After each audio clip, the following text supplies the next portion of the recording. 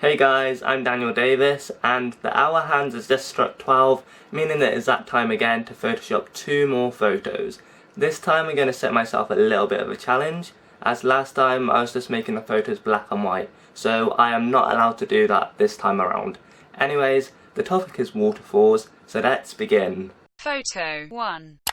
I started off by increasing the exposure as the picture was quite dark. On top of this I wanted the colours to be nice and vivid, so I added more saturation. But after this I felt like the shadows were not dark enough, so I tweaked the shadows and highlights until I was happy with the look.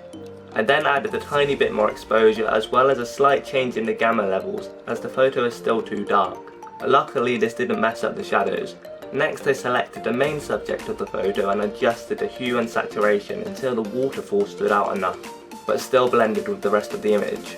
After doing this I decided to tweak the shadows as the texture didn't look too good. I also decreased the vibrance so that it wasn't too saturated. Next I selected the background and added a faint blur to it so that the audience would be drawn to the main subject instead of what surrounds it.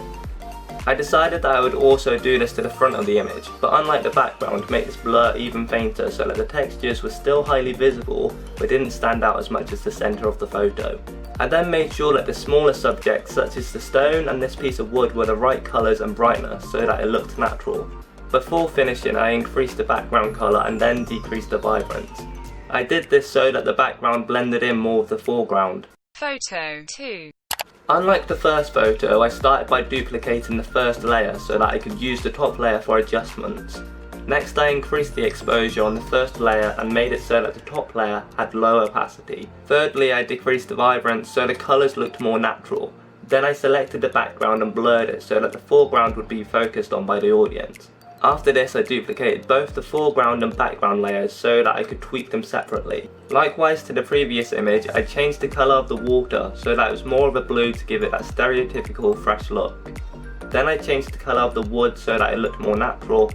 Next I tweaked the background, changing the colour, brightness and vividness until it suited the foreground. Finally I made sure the lighting looked alright. I adjusted the contrast and exposure until I was happy with how it looked.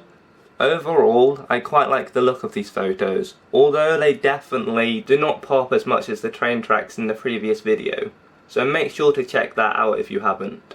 And although they don't look realistic, I still like the way that these turned out despite the fact that originally they were very plain and boring. So I guess if you take anything from this video, it should be that no matter how your photos look, you can still make them look great in post. Anyways, I hope you enjoyed. If you did, please consider subscribing and leaving a comment. And I will see you in the next video. Goodbye.